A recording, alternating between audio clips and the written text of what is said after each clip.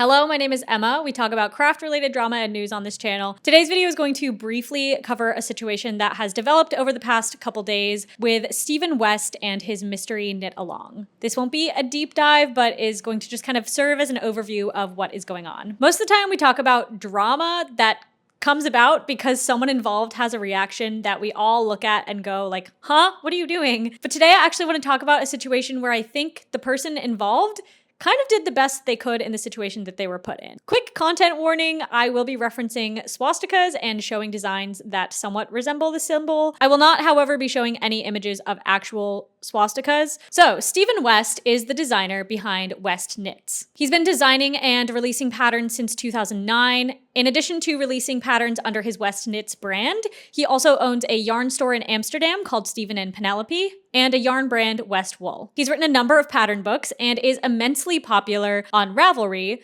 the knitting website with 9 million users, which is what my next video will be about. His most popular design on Ravelry has 10,851 different projects listed under the design, which basically means that over 10,000 people have purchased this pattern, made the project, and then listed it on this website. West's popularity largely comes from his many knit shawl patterns that are praised for their complex color work and unique designs. Stephen West is also known for his popular mystery knit-alongs, which the community widely participates in. A mystery knit-along, or an MKAL, is essentially a knitting pattern that's broken down into sections and released over time for participants to follow along with and make along with. The mystery is that you don't know exactly how the project is going to turn out when you start it, and the knit-along part is that there is usually a somewhat limited amount of time between the release of each section, so everyone is sort of working on the same things at the same time. Sometimes these sections and how they're released are called clues, and the MKAL usually takes place over a period of about a month or another specified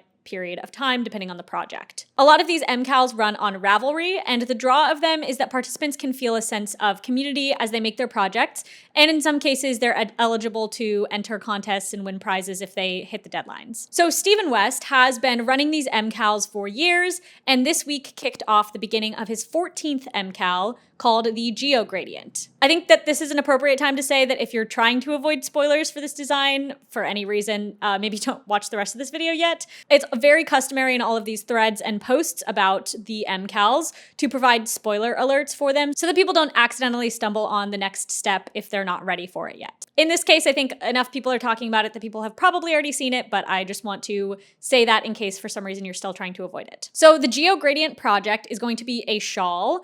We don't know exactly what shape it is yet or exactly what it will look like in terms of designs or anything. I'm not sure if this is the case for all MKALs or all of Stephen West's MKALs, but he also fosters an environment that encourages people to make modifications of the pattern along the way and adapt it to better fit their own tastes and needs. This will come into play a little bit later on, but basically it just means that experienced knitters will take this set of instructions that they're given and use that base to experiment on top of and in conjunction with. So this year's Geogradient MKAL has 4 clues, the first releasing on Thursday, October 5th, the second on Thursday, October 12th, the third on October 19th, and the fourth on October 26th. So far, the project page for the Geogradient shawl has 5,295 projects on Ravelry already, and it's been only a few days. Okay, so what happened? What's the drama? What's going on here? So on October 5th, Stephen West posted clue number 1 of the shawl design and an accompanying video tutorial on YouTube showing some of the steps of how to make it and some of the more complex techniques. It's important to note at this point that this MKAL has its own dedicated MKAL forum page on Ravelry. Like I said, Stephen West is very popular and a lot of people are talking about this MKAL. A lot of people have prepared to knit it. So yeah, October 5th, he posts the video tutorial and the clue,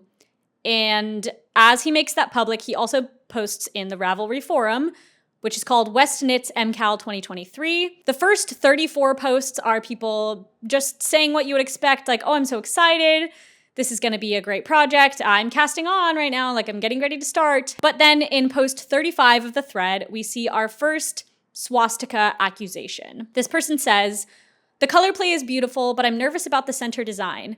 It looks close to a swastika. I've asked 4 other people and they see it too. Don't want to risk wearing it in a way that may make people feel uncomfortable. Please don't give me hate for this comment. Me and my mother just feel a bit nervous about the design." So the response to this post was pretty mixed.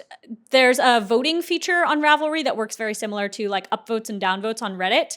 And on this post, 102 people voted agree and 122 people voted disagree. The next post, post 35, was from a different person and of a similar nature. And they said, so, am I the only one who sees an accidental swastika? With most people having a D color that's quite a bit darker than the others, I can definitely see it happening in many shawls. Still, I'm on my way to cast on mine once I've finished a glove I'm working on, and looking forward to seeing how the next clues add onto the sweater. The D color reference is basically as a part of the pattern, he tells you there's colors A through D, and he says you should put them in order from lightest to darkest. So this person is saying, with the way that people select their colors and with the way that the design is made, this is just going to emphasize this potential resemblance further. This second post had a really similar reaction to the first one, with 64 agree votes and 91 disagree votes. And like I said, these posts had quite varied initial responses within the boards. Some people said that they were relieved that they weren't the only one to see the symbol and they could also see it.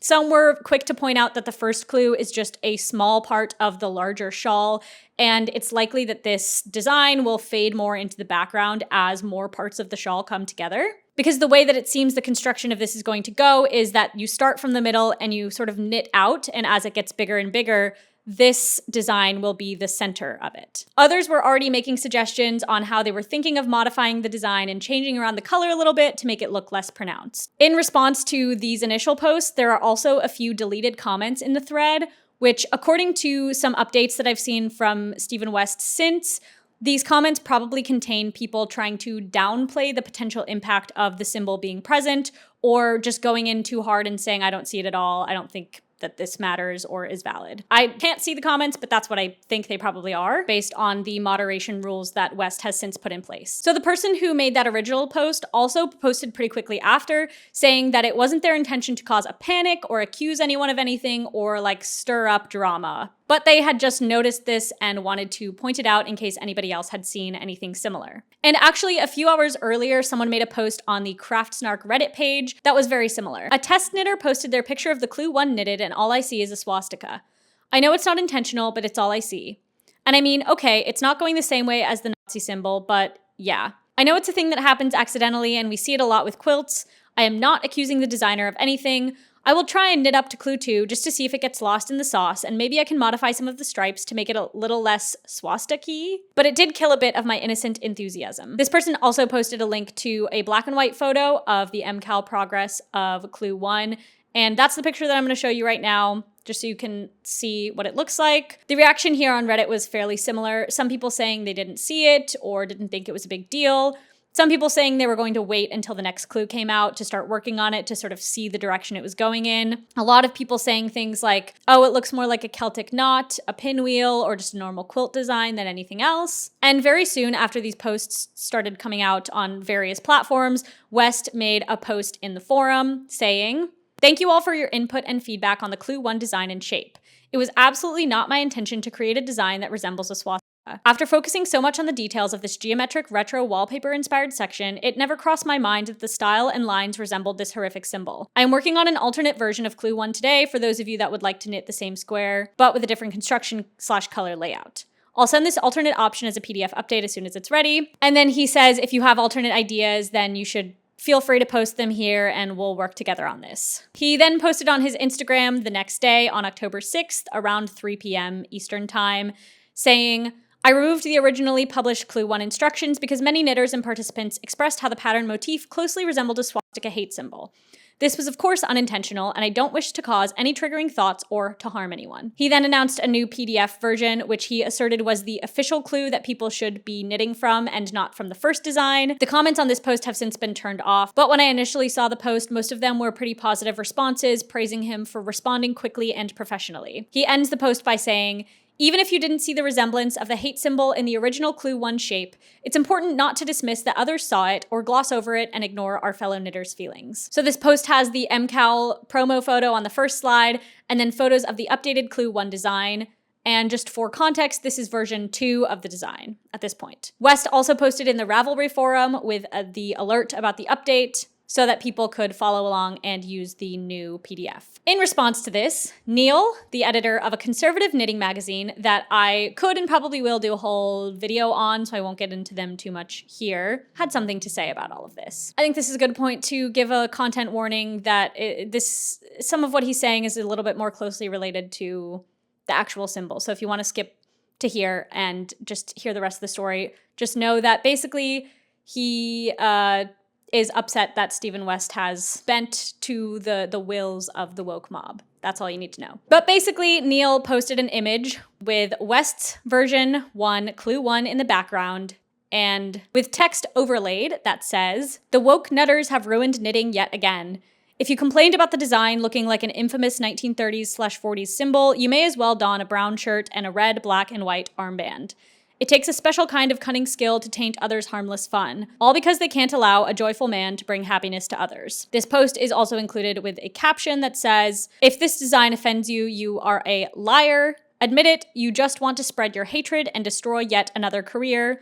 Those who can do, those who can't destroy. Woke nutters wallow in the shit and try to throw it at those who shine." Now, I will say, there are certainly times where it feels like the online mob comes out of nowhere to tear someone down for no reason. To me, this just doesn't feel like one of those times at all. At least in all of the posts I've seen, no one was calling his intention into question, but more the impact of the design, which can't really be denied whether you see it or not. I'm sure some people were accusing him of including the symbol on purpose, but based on his response up to this point and his continued fast, mature, and genuine response, most people are not calling for a cancellation or a career destroyed. Symbols do hold weight, whether they're intentional or not, and if enough people are uncomfortable and voice a concern, I think it's respectful to pivot and edit, and he has done so. Neil posted again with a screenshot of a comment in Craft Snark where the user copied West's post from Ravelry. Sorry, that was really complicated, but for some reason Neil needed to repost a repost, so I have to paint the picture for you. But basically, it has Stephen West's comment saying, "I'm changing the thing, changing the design." And then the caption for this one on Neil's Instagram says, "Stephen West crumbled before the mob. He's now redesigning clue 1. Pathetic. If I knit this, I'll be making the Nazi version. Hashtag everything is a swastika." I am aware of who Neil is and the nature of his takes, and again, that's context that will unravel eventually, but it's not insignificant to see that people have responded this way to someone who's handling controversy in quite literally the only way possible. People are always going to be upset about something. You can't satisfy anybody, but yeah. I did want to share another post that I saw on Instagram in response to this situation. My friend Alex sent this to me. I'm going to just kind of talk through the video because there are some parts I don't want to show, but I'll also play some parts of the screen as well. But there's music behind it, and we don't need to actually watch the whole thing. I'll just talk you through it. So on this post, the first screen is that same Geogradient promo picture with teal text that says, "Warning, spoilers and drama ahead." The next slide of the video, which I won't be showing, is a photo of a swastika next to Stephen West's original clue 1 square to show the similarities between the two designs. The text says, "The MKAL community erupted in discussion over clue 1's similarity to Nazi symbolism." The video then cuts to a close-up video of this person's face acting confused and unsure, saying to frog or not to frog, which is unraveling or not unraveling. There's then a shot of their project overlaid with the text, "Is it or isn't it has become the debate." Another cut back to a close-up of their face saying, "I didn't see it, but now I can't unsee it." Next shot is a globe with the words, "The knitting community is global with diverse historical experiences." Back to the same Geogradient promo picture, and it says, "To frog or not to frog is up to you. The designer graciously provided alternatives." And then they show footage of themselves dramatically pulling out their knitting needles from the project and unraveling their project. The final shot is their yarn sitting there unraveled under the words, "I hope the community can gather back up and support each other despite these differences." Their caption reads, "I've been processing my choice to frog half of yesterday's progress by making this real. I think that the debate that emerged over the Westnitz MKAL 2023 has been especially hard because a lot of us use our knitting to escape from thinking about real-world problems. I want to applaud Stephen West for engaging with the greatest respect to all. I almost kept the original design, but in the end, it's just a few hours. How are you all processing the drama?" So I know my videos are usually about drama, but I do want to make the distinction here that I wouldn't necessarily classify this story as drama. It's a situation where someone received criticism and then responded to it. So I do think that's another interesting conversation to have of what do we call drama and why. Now we've looked at some of these responses. Let's see what Stephen West has done in response. On October 7th, he published a new 30-minute video tutorial for the updated design called version 3. Welcome to Clue 1 of the Geogradient MKAL. This is a second Clue 1 video. In this video, he starts off by immediately addressing the concerns that people had about his design and explains why he's pivoting. And if you're just joining the knit along and wondering what's going on, why is there another PDF update? What happened to the original set of instructions? The original set of instructions was omitted from the new Clue 1 version. So I'm pivoting this MKAL and taking it into a new Clue 1 direction. Was brought to my attention when I released the Clue 1 on Thursday that the geometric motif of those original instructions resembled a swastika, a hate symbol. He says that he was embarrassed that he didn't even see the symbol and decided to make a new shape and a new version for people to work from. In this intro, he also says, and the reason for that is it's not so much about exactly what the lines and shapes are exactly identical to this symbol. It's about the resemblance of it and that it was, not appropriate. And it was hurtful and harmful. He says again, it doesn't matter if you saw the resemblance or if you saw a pinwheel or a knot or whatever, but this is the decision that I'm making and I do want to pivot away from this. He also shares a sketch of the new shape and then says, knitting is all about reworking, getting creative, modifying, ripping. It's all part of knitting and moving forward with something different. And by listening and being more informed, we can make something even more welcoming and more beautiful, okay? And he ends the intro by saying, and we're just gonna knit empathy and kindness and respect and all of those good things into every stitch of version 3. At this point, I believe he had still left the original version 1 video up on YouTube so that people could still access that video if they wanted to continue with that with their modifications, because people were sort of in progress with that. And like I said, for the most part, people were really satisfied with this change. Of course, some people who had already knit their Clue 1 with the old version were annoyed that they would have to restart, or worried that they wouldn't have enough yarn or time to finish it before the next clue released the next week. I think it really shows that he was listening to those concerns because he addressed them all very specifically and has done a really good job, I think, of calming people down of their stress and, just saying like, it's a knitting pattern and it's not worth all of this hubbub.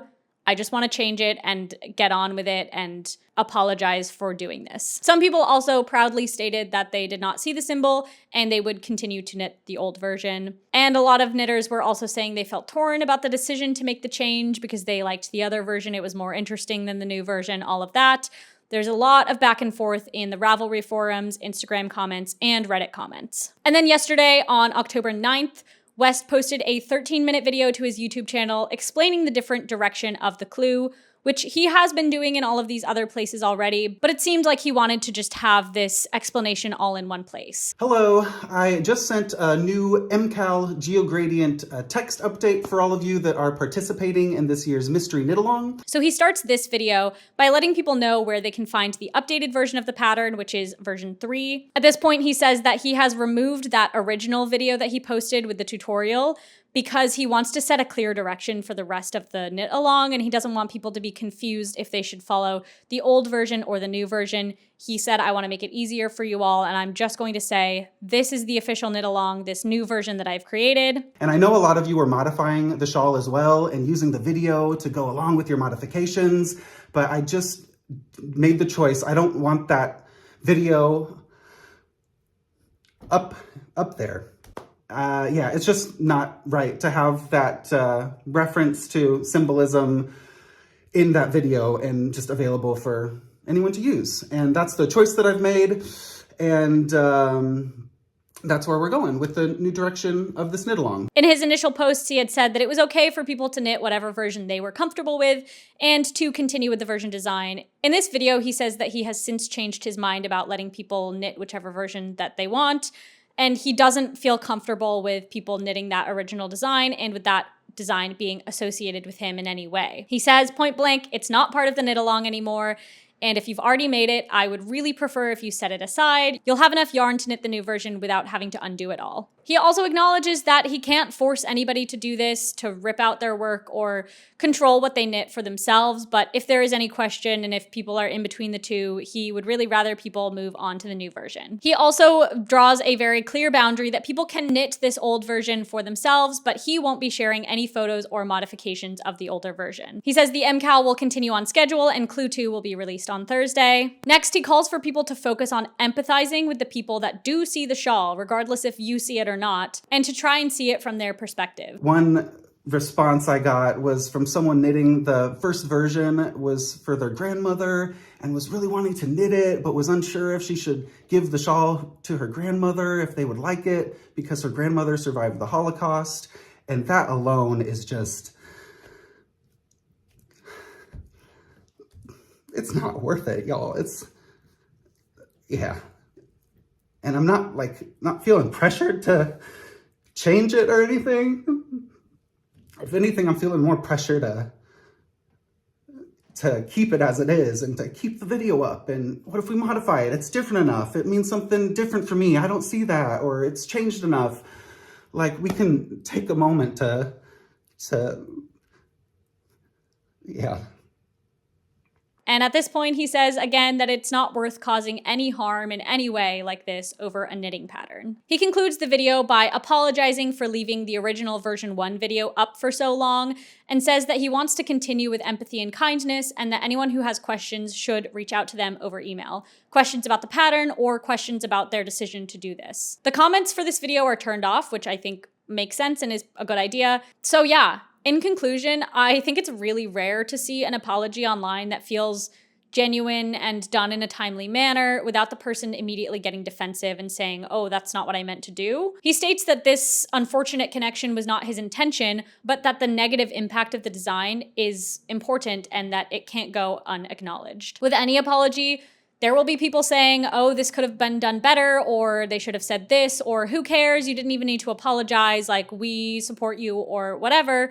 But I think that Stephen West has really handled this in the best way that he could, and is using his platform with a degree of responsibility that I wish other creators would learn from and implement. I'm really curious to hear your thoughts on this situation. I will be sort of moderating the comments, and I hope that you will all approach this with maturity and kindness and respect. And yeah, that's all. Thanks for watching, and I will see you all next time.